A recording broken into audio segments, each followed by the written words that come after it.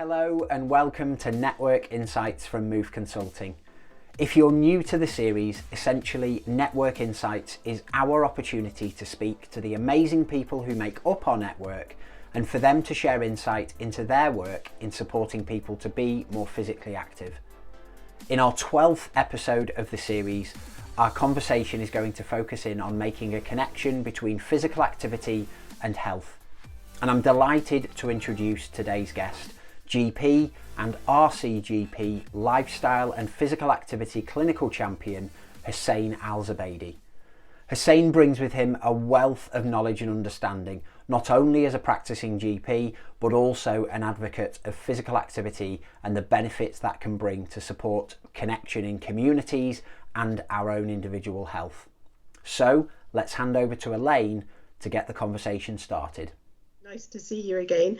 So I'm going to kick off with some questions, really, just around your background. So so we get to know you a little bit more, and really understand your passion for the area of physical activity. So could you tell us a little bit about that? Yeah, thank you for having me on today, and good to see you guys again. My name's Hussein, and I am a lifestyle GP based in Warwickshire.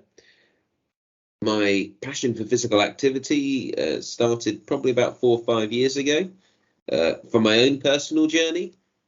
Before then, I was pretty sedentary, spent a lot of time at my desk, and I was definitely feeling the effects of that. And it took a few of my colleagues and my wife to really open my eyes to what the benefits of physical activity for my own health, for my mental health, for the sort of energy each day, and looking back on it, it's amazing what that journey has done to enable me to achieve so many of the tasks that I wanted to, but were struggling to, because I just lived a very sedentary life.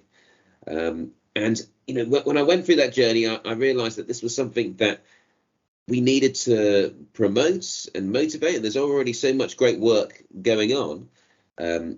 But when I looked at the patients that I was seeing, there was a recurring theme that for a good chunk of them, a lack of physical activity was contributing significantly to their illness, either causing the diagnosis in the first place or exacerbating the symptoms because of it. And yes, of course, we can always promote it and direct people.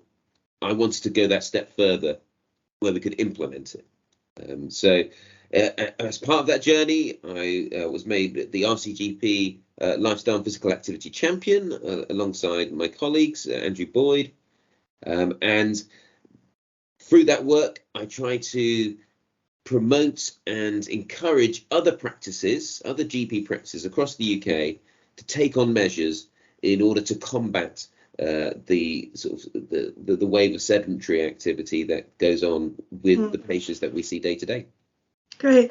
It's interesting the way you described your journey. You talked about your own personal journey first, and then moving on to supporting those of your patients. And I wonder, thinking back to when you were doing your training as a GP, how high up the agenda was physical activity for you at that point in time? Yeah, I'll be honest, it wasn't something that I thought of. It wasn't something I'd recommend patients specifically. Not that I thought it was a bad idea. It was more that I didn't see it as a potential tool, as an effective tool, as I know it is now.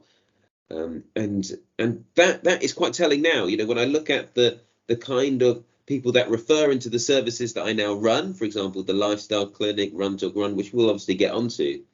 It tends to be coming from those clinicians that lead a physically active lifestyle, because they know the benefits and they know that it's worthwhile to try and attract them into this kind of scheme. So it's right. If you don't live that lifestyle in your own life, then you're not going to be able to promote it as strongly as you would. And I'll be honest, it wasn't something that was on my agenda at all before. And in terms of the training that you had in this area, how much training was there on physical activity in your medical training? There was no specific training. Of course, it would be mentioned, often, they would always talk about management, and lifestyle would be something. It'd always be left as, always discuss lifestyle measures, but it wouldn't go into that in detail. It wouldn't give you any specific training on how to do that. It was always just part of the management plan, if that makes sense. And too often that would just be telling the patients, oh, why don't you try and, get a bit more active or try and access this or that. So I didn't feel confident. If, let's say, I was trying to do that at the beginning of my journey, I wouldn't have felt confident in getting patients to get active safely. But now, after the experience I've gone through, it's now second nature. It's and it's something that I'm trying to encourage other clinicians to just go on that journey themselves, find out a bit more information so they feel more comfortable when they're talking to patients. Great, thank you. You mentioned your Run Talk Run initiative that you set up. Can you tell us a little bit more about that and how that works and where it's come from? Yeah, absolutely. So Run Talk Run started in 2016 by a lady called Jess Robson. And she went on a journey herself and found that mental health support groups via running or walking can be a fantastic way for people to be able to share the benefits of physical activity while also having the element of community, which is really crucial in any kind of physical activity group, in my opinion. So I'd spoken to her, I think it was back in 2019, in fact, and I expressed my interest to start my own Run Talk Run in my area, because we have a few different ones that go across the UK. So I wanted to start one based out of my GP practice. And, looking back on it now, the journey that we went on in forming that first Run Talk Run group has enabled me to then build up the confidence to form other exercise groups as well as Run Talk Run. But Run Talk Run in particular was that catalyst to start giving me the belief that we could actually implement exercise groups out of the surgery. And in fact, it was a fantastic location to do it from.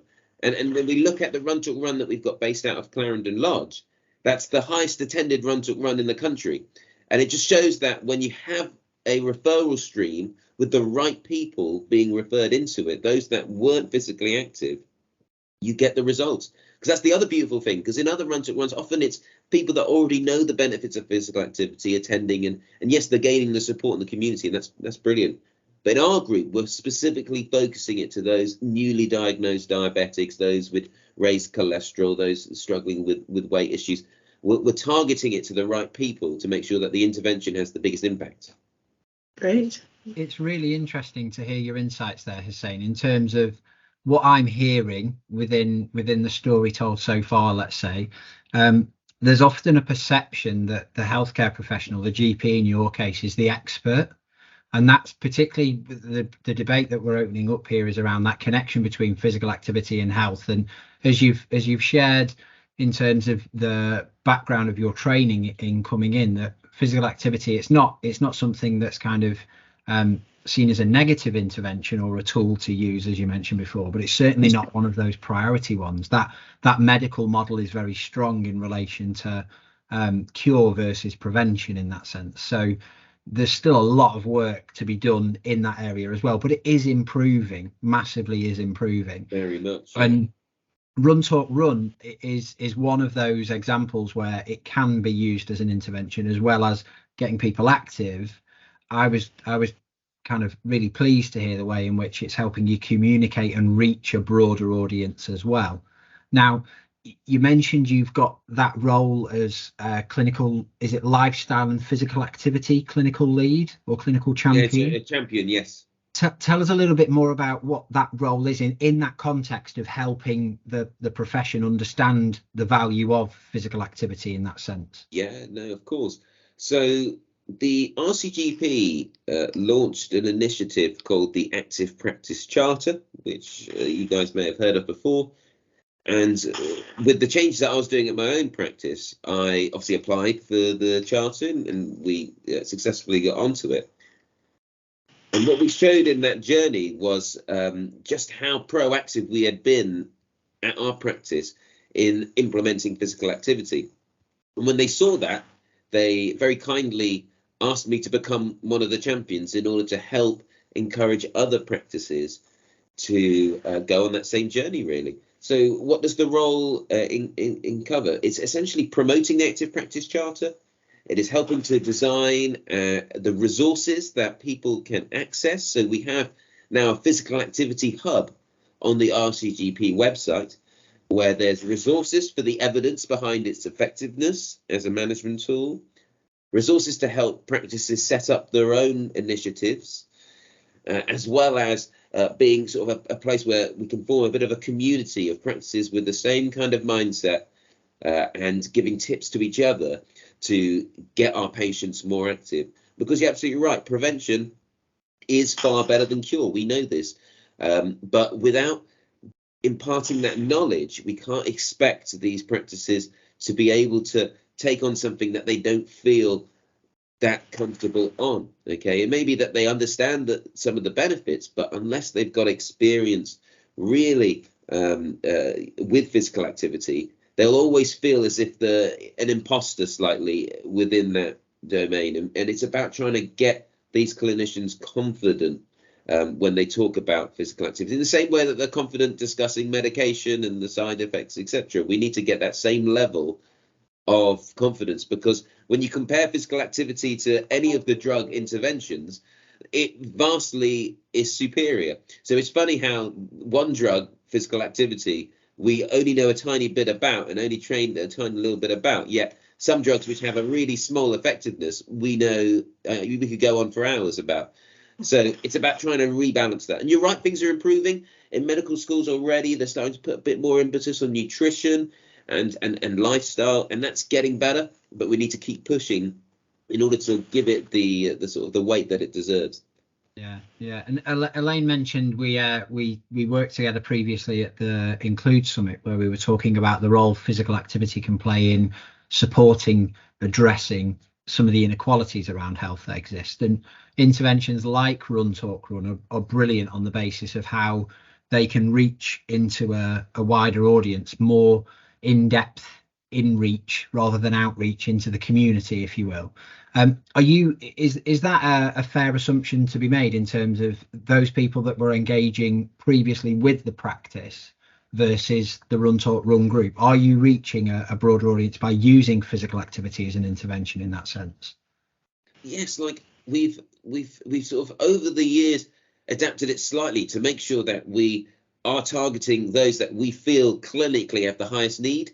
The way we do that is we have the activities that run every week for free, etc., and that's there.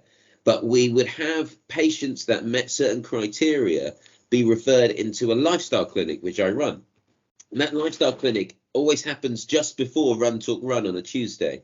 And so we would do some education stuff, some group discussion, etc., and would explain the importance of nutrition, community, and physical activity. And then once that session had finished, we would then encourage them to literally just walk upstairs and join the Walk Talk Walk or the Run Talk Run, dependent on what the baseline level was. And then that was kind of like a feeder. And it works really well. And it's kind of nice because there's a lot of stuff in the NHS where there's education and where there's those kind of elements. But to physically have that group attached essentially to that clinic, it meant that the barriers for them to actually start the activity is minimal, because it can literally be like, okay, well, we've just been talking about it and you guys all agreed that it was a great idea. Let's go, let's go upstairs and go for our half an hour walk. So it really makes it easier, because often what I find is when you just tell patients or you give them instructions, why don't you try this group next week or this, that there's a big chunk that will just never quite get to that next step. They'll come up mentally with an excuse that happens, and just having that sort of as minimal barriers as possible to getting them active is the best. While they're because often the motivation is at the highest just after they've had this discussion, and they're sitting there, often they're going, oh yeah, that's great, fantastic, I really want to do this. And you want to try and get them at that first moment just to show them that actually that walk wasn't too tricky. When you're talking for the half an hour and you're with other people, it feels a lot easier. And that's what they often say. They say, when I go for a walk on my own, I either get bored or I feel tired, or it's rainy outside. There's lots of reasons that stop me from actually doing it. But if you try to do these kind of things where you reduce the barriers and you take the leap of actually putting on the physical activity yourself within a healthcare setting, you get really good results. It's interesting as well. We know that from previous research that's been done around trusted sources of information and voices, that health professionals are very trusted sources of information. So if a health professional says, I think you would benefit from being active, that obviously helps with encouraging that motivation to go forward and do that. And I like what you were saying as well about you're removing the barriers. You know, they know your practice, they come to your practice, it's a place that they know. They're not going into big, scary, for some people, leisure centres, which they don't understand how they operate, and they maybe never cross the door. So they've got somewhere that's familiar to them as well. So that combination of the two coming together is very powerful. So it's great to see. I was just wondering about, I mean, around that whole area, we've seen the rise in social prescribing, obviously. And I wondered where you see physical activity fitting into that, because we hear a lot of people that we work with are really desperately keen to engage with social prescribers, but I found it quite challenging in some places. And I just wondered if, I know that you've got a role looking at social prescribing, so I just wondered some of your thoughts around that area. Yeah, absolutely. I'm a social prescribing lead in Leamington Spa, primary care network.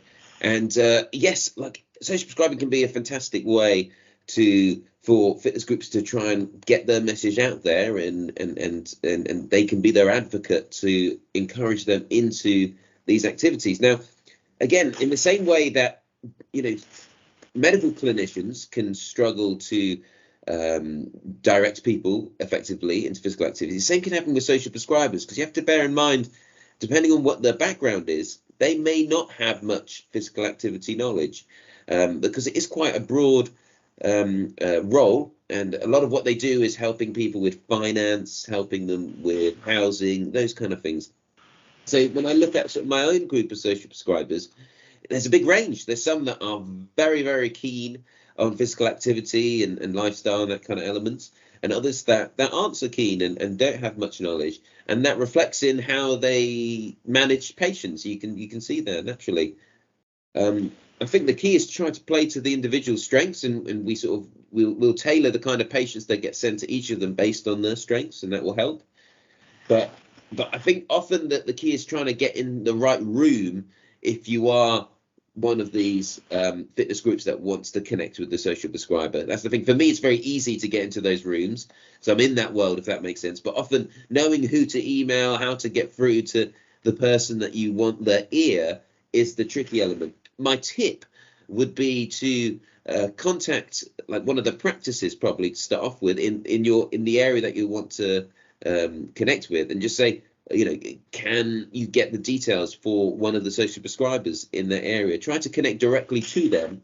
You're more likely to get results. It's just that there isn't, for example, just a database knowing what all the email addresses are. So I would go through your local practice and ask them kindly if they would, you know, just put a little blurb about what you want to do, and then they will then forward it to the social prescriber to see if they would be interested in taking you up on it. Because the vast majority would be interested to hear more. And most teams have one social prescriber that's quite keen on physical activity, in my experience. Yeah, I think in terms of some of the parts that you've shared so far, even from your own background and introduction to, and also a conversation we had whilst waiting for a sandwich about that frustration of, we've done a lot of work with the governing body for group exercise, who are EMD UK, or Exercise Movement and Dance UK.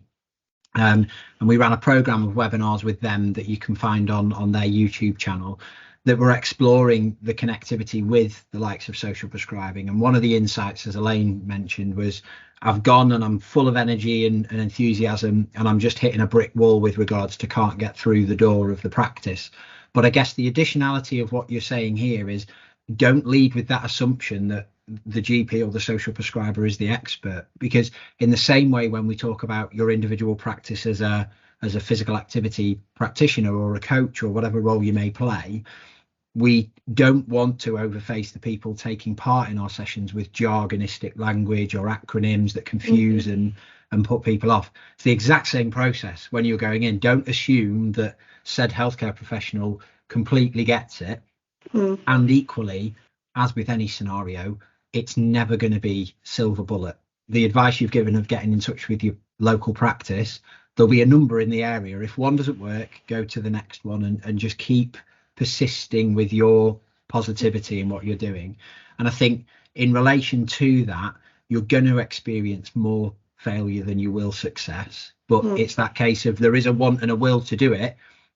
Social prescribing, on the grand scheme of things, is still quite new in terms of how prevalent it appears to be now. It's not necessarily new as a concept. It's been around for a good long while, but it's starting to move now.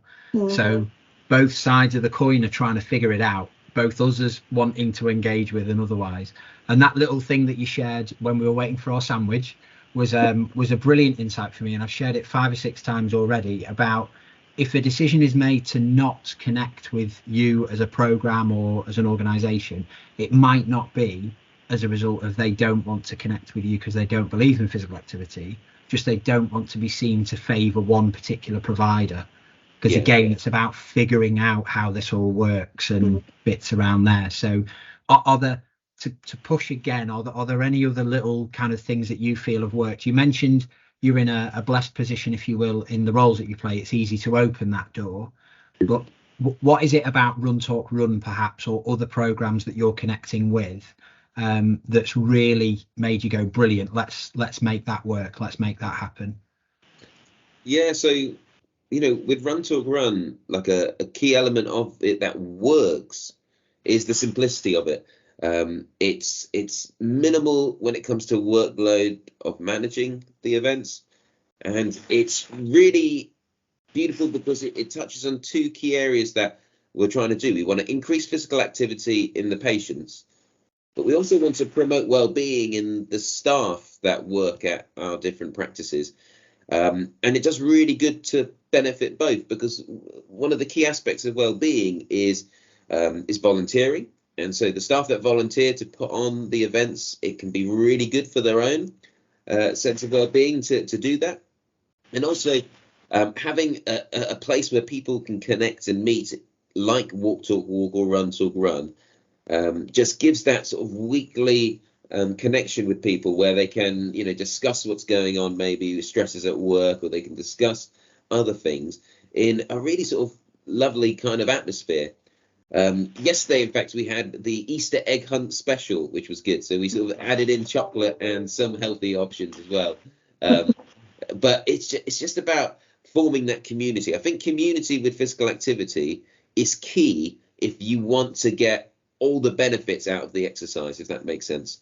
Because it's that community element, and just seeing the sort of different healthcare professionals and patients when I was observing them yesterday as they were trying to work out the clues on the egg hunt, you could see that sense of camaraderie and connecting with your community that has such a really profound impact on both the service users and those that were running it. And so I think if you want to try and attract your activity to social prescribers, you really need to stress the community aspect. What is there that you do in your group that helps to build up and foster that sense? Because a lot of people, they need that identity, they need that community, and that's where often they're lacking. In one of the sessions in the lifestyle clinic, I asked them, I say, what communities are you part of? And too often those that struggle with the most health conditions aren't part of these kind of communities. They don't feel like they're a part of anything that around them. And you have that sense of vulnerability when you don't have that. And so we try to really encourage them to join our community. And so when you are selling that, I would really explain what your community means and how you try and foster that in your activity, because that will be the kind of stuff that social prescribers will want to see and refer into. I think that there's 2 things that strike me about what you've said there. The one is around that we always say that people may start coming to you because they've been told it will benefit their health, but they don't stay for that reason. They stay because of how you make them feel at the end of the day and how they connect into that community. And then I think the other thing that is really resonating with me is that concept of community for people with health conditions. I think people's worlds shrink as soon as they get diagnosed with a health condition. And particularly it has done over the past 2 years, because many of them have been shielding. So that connection with the community has just vanished. And as a result, them moving around, even just going out to meet people, has caused the deconditioning that sits alongside it, alongside all the mental health problems that sit with it. So that connection is really, really vital as part of any program, as you rightly said. Absolutely. And there's lots of different reasons why people sort of detach from the community, and invariably when you detach from your community, my experience is people's physical activity levels drop down as well naturally. You know, they start to rely on other means to provide themselves well-being, and sometimes that's with comfort food or spending time indoors and really physical activity and community are, I feel, connected in so many ways that we should never think of doing one without the other to some degree. Yeah, and flipping those same concepts of that insight and connection, one thing that I really like, and I'd love you to share a little bit more about it if it's okay, the way in which as a practice you advocate and almost advertise for opportunities to be physically active in the local community around you. Just tell us a little bit more about what you're proactively doing as a practice to support that. So about how we get patients to join our groups, is that what you're asking, or about how we connect with local fitness groups? Both. There's a little bit that I've seen, rather than kind of giving you too vague of a thing to lead into, where you go to certain activities and kind of show people what it's like. So that's the thing that I'm really leaning into there. Yeah, and of course. Yeah. So like with what we do, none of it is to try and just focus on the activities that we do. Like that, we want to be kind of like a feeder. We've got people, we have a unique opportunity to have people that need help with physical activity, and we want to try and encourage them and to connect with all the hard-working groups out there that are looking to get more people at them. So we often will do tasters with local groups. So we'll take some weeks we'll change the run to a spinning class, for example, at the local gym, or we will do a yoga session with a local instructor. And also we would then identify any local groups, for example, well-being cafes or other community groups that are out there helping the local community. And so I do like a video series. So we'll go, either myself or one of the social prescribers will go and we'll connect with these groups, take some photos, do a video, and through the community that we're developing via the referrals that we send in, we then share these things with them, because we want them not only just to do our weekly walk or run, but we want them to now use that newfound confidence in what groups can bring them to connect with the other local groups that are going on, whether it's gym based, whether it's HIIT sessions in the park, whether it's the well-being cafe in the local church. Often the confidence that they get from doing our group and going through us helps them to do those next steps. And there's so many great examples I can think of where patients have started really kind of at the lowest level, and it was a big push and ask for them to join even just our walking group once a week, and now I see them and they're different. They're completely changed, and they're doing regular physical activity 3 or 4 times a week, and they have joined lots of different communities, and it's had a huge impact on their health. Like, it really is hard to measure just how big a improvement accessing these kind of services does. Yeah, and that's it. It's the enabler. So if we pull back to in part the conversations we were having at the Include Summit, it's about how we can enable people to be more physically active. And sometimes those enablers, as you're rightly suggesting and highlighting in those examples, isn't necessarily the doing the activity bit.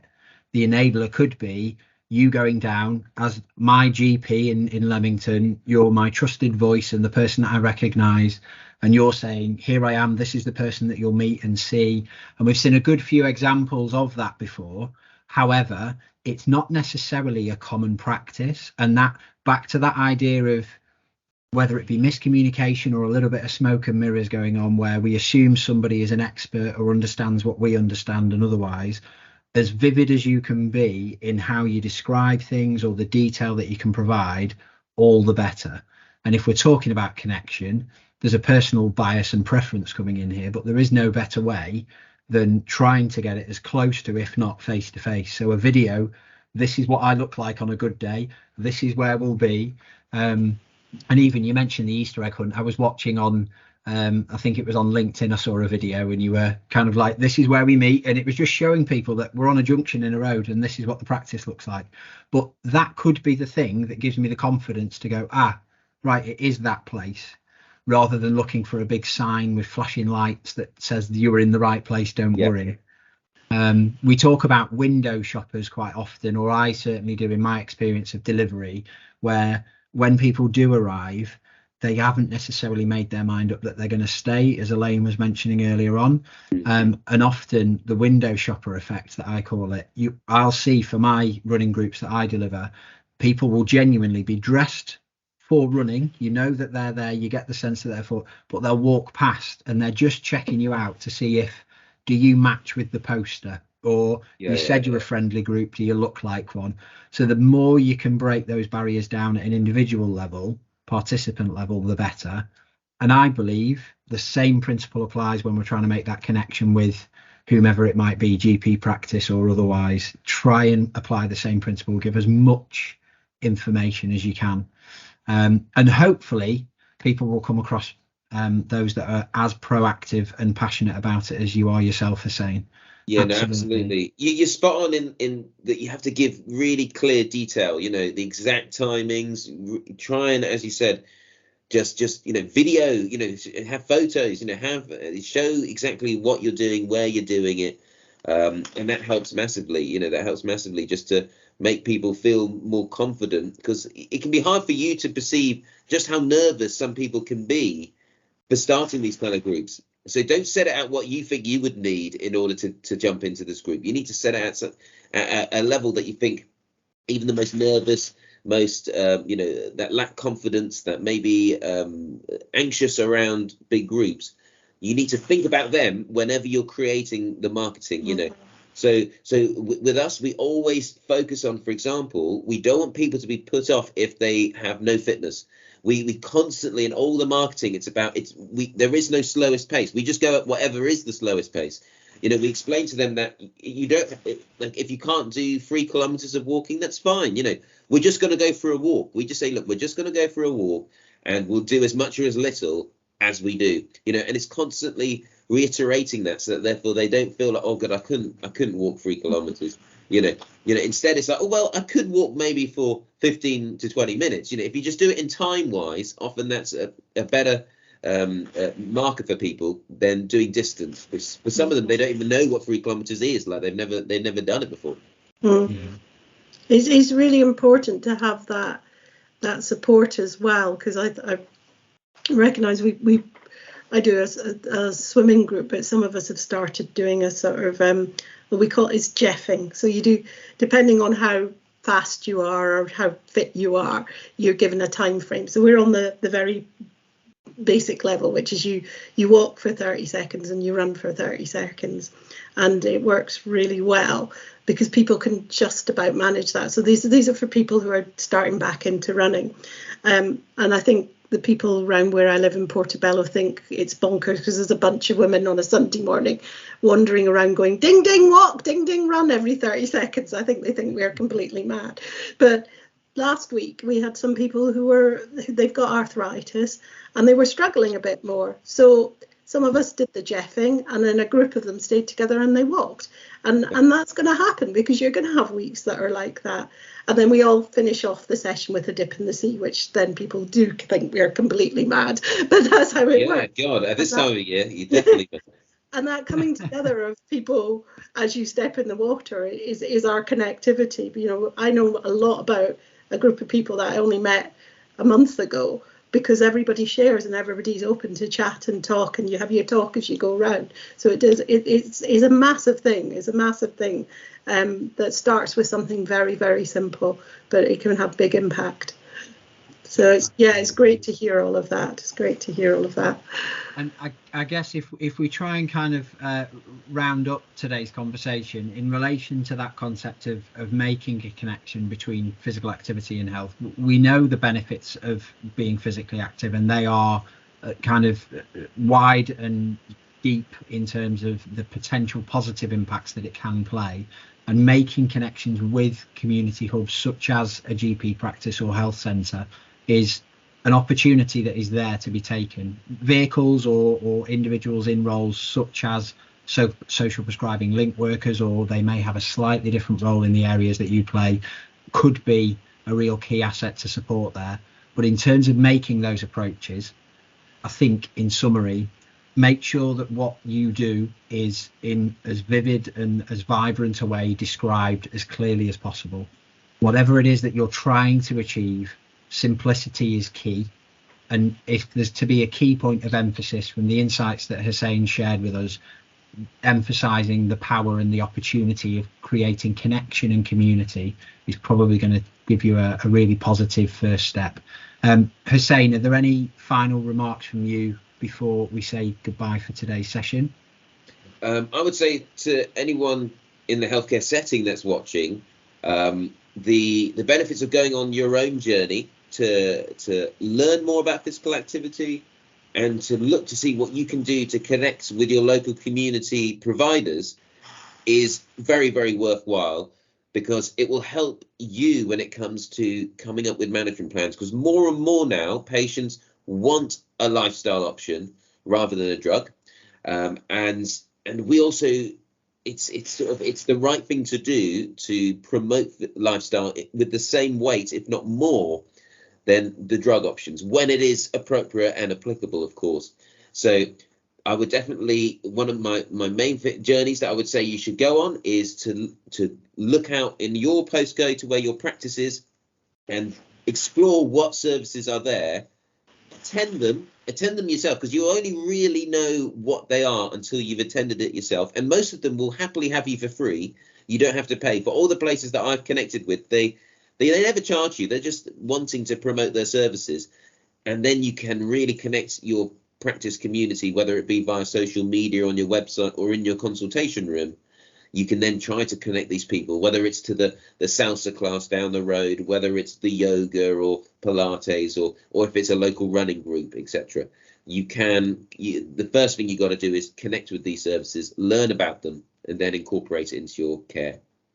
That's brilliant. Thanks so much. So it really emphasizes that the passion and the will is there from both sides, and making those connections is where just persistence and a little bit of luck sprinkled in will really make the difference. Thank you again, Hussain, so much for sharing your time and being so generous with your insights. Again, if you're new to the series and want to find out more about previous episodes, please visit the Move Consulting website, moveconsulting.co.uk/network-insights. Until next month, take care and we'll see you soon. Thanks again.